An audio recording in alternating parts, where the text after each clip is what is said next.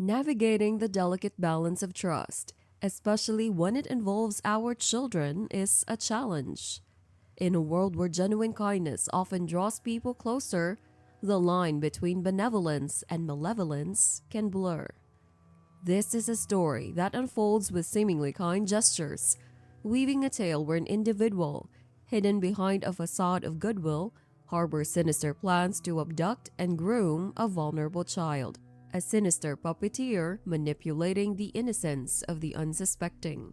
As the layers of deception unravel, a father is confronted with the unspeakable horrors his child endured at the hands of someone he once considered a friend.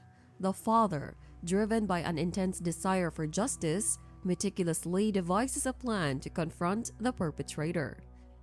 Fueled by a potent mix of fury and a desperate need to protect his child, the father takes matters into his own hands, executing a shocking act that plays out on the stage of the world, shattering the veneer of civility and exposing the raw underbelly of vengeance.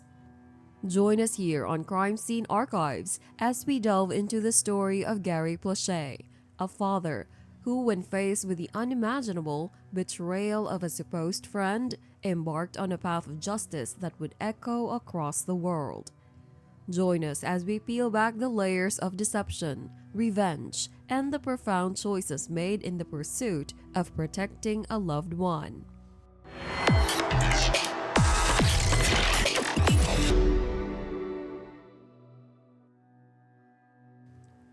Leon Gary Plauché, born on November 10, 1945, in Baton Rouge, Louisiana, led a multifaceted life.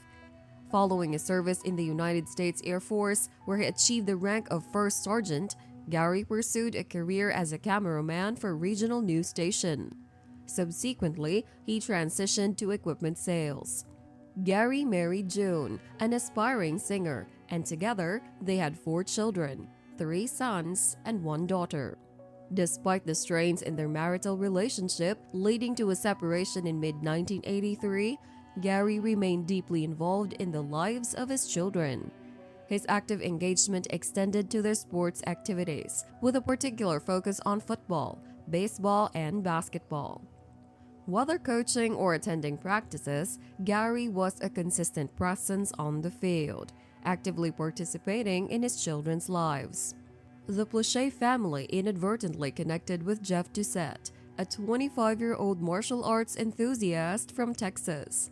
Jeff, born on February 3, 1959, in Port Arthur, Texas, faced financial struggles during his upbringing. His passion for martial arts led him to become a karate instructor in Baton Rouge, Louisiana. Despite a troubled history involving accusations of misconduct against minors, Jeff developed strong relationships with his students, including the Plauché children. Jeff's rapport with the Plauché family grew, and he became an integral part of their lives. However, beneath the surface, Jeff harbored darker intentions. His inappropriate actions escalated over time, specifically targeting Jody, one of the Plauché boys, who idolized his karate instructor. Jeff gradually manipulated his way into the family's trust. By February 1984, Jeff found himself in dire financial straits and concocted a plan to escape to California. This plan, however, involved kidnapping Jody. On February 19, 1984, under the pretext of working on a house project, Jeff borrowed June's car, taking Jody with him on a journey that would profoundly impact the Plauché family.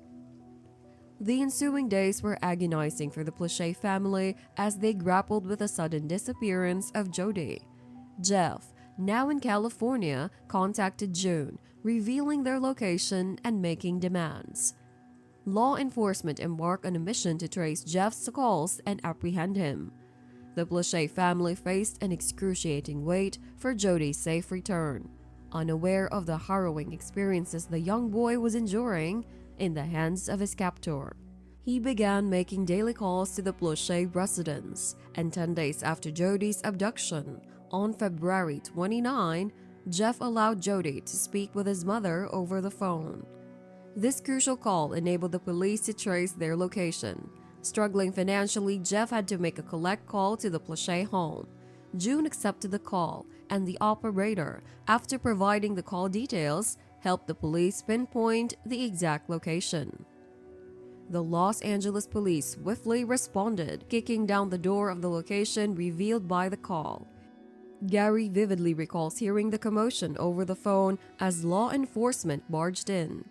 30 minutes to an hour later, another call came in, confirming Jeff's arrest for aggravated kidnapping. However, the focus quickly shifted to Jody's well-being. Jody was taken to the hospital for examination and underwent tests to determine if he had been assaulted. Despite understanding the significance of the test, Jody chose to remain silent. At the police station, he truthfully recounted his time with Jeff, omitting the details of the abuse. Despite persistent questioning, Jody maintained that Jeff had not touched him inappropriately. On March 1, 1984, an emotional family reunion took place at New Orleans International Airport. Gary and June greeted Jody, who appeared physically unharmed but emotionally traumatized.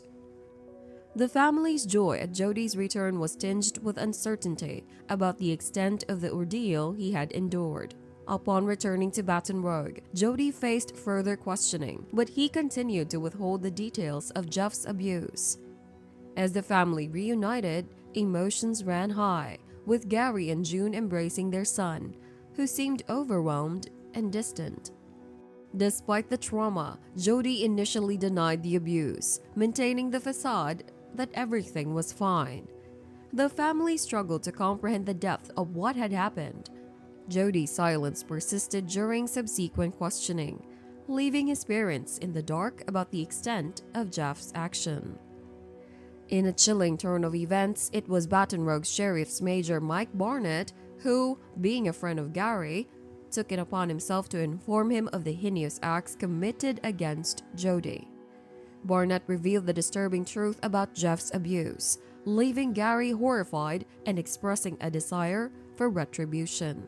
Gary, shocked by the revelation, declared his intent to confront Jeff. His anger and desperation to protect his son culminated in a shocking act of violence. On March 16, 1984, as Jeff was being extradited back to Baton Rouge, Gary disguised himself with a baseball cap and sunglasses, waited at the airport. He confronted Jeff and shot him in front. This act of vigilante justice sent shockwaves through the community.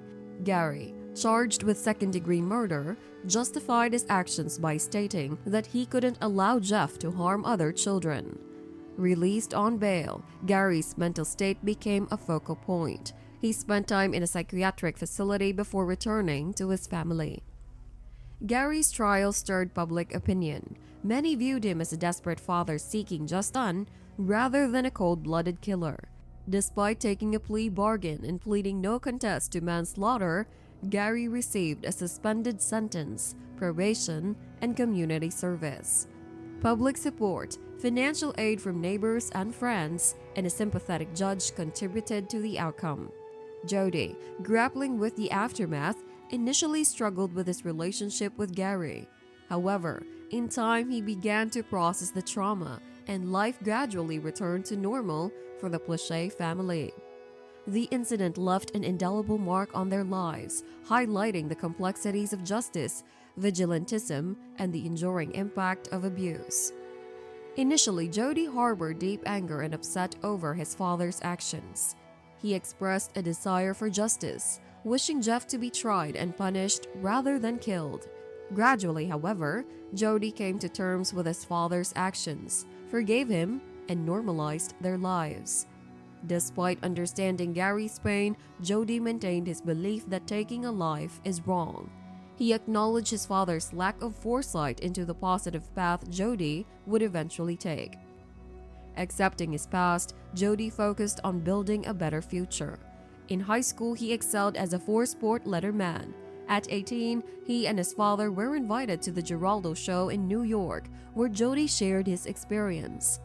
The show prompted a revelation when a young boy, inspired by Jody's story, disclosed abuse by his pastor. This revelation ignited Jody's dedication to advocacy. Jody pursued higher education, obtaining a bachelor's degree in general studies from Louisiana State University with minors in psychology, speech communications, and philosophy. Since 1995, he has actively worked in violence prevention, serving on the executive board for Men Against Violence during his time at LSU. Jody spent 7 years at a victim services center in Pennsylvania, working as an SA counselor and prevention educator. Recognized for his efforts, he received the Survivor Activist of the Year award in 2004. In addition to his advocacy work, Jody authored the book, Why Gary? Why? in 2019, offering his perspective on the events and providing tips for parents to identify and prevent similar situations. Jody emphasizes red flags, such as someone wanting to spend more time alone with a child than the parents do. Beyond his advocacy, Jody enjoys sharing his passion for cooking online. Despite people's focus on his father's heroic act, Jody wishes others could see the kindness and generosity Gary displayed beyond the infamous incident. In contrast, Gary Plauche's later years were marred by health issues. He suffered strokes and in 2011 was placed in a nursing home. Unfortunately, another stroke in 2014 led to his passing. Gary's obituary portrayed him as a man who found beauty in everything, a loyal friend, and a hero to many. Jody, emphasizing his father's kindness, lamented that Gary's legacy was often overshadowed by the events involving Jeff Doucette. From the shooter for justice to the shooter from the skies, don't miss our previous video on Stephen Paddock, the killer who orchestrated the chilling Las Vegas shooting. Connect the threads between these haunting narratives and delve into the mysteries that linger in the realm of true crime. Watch now and subscribe to Crime Scene Archives for more riveting tales. Until next time, stay informed, stay vigilant.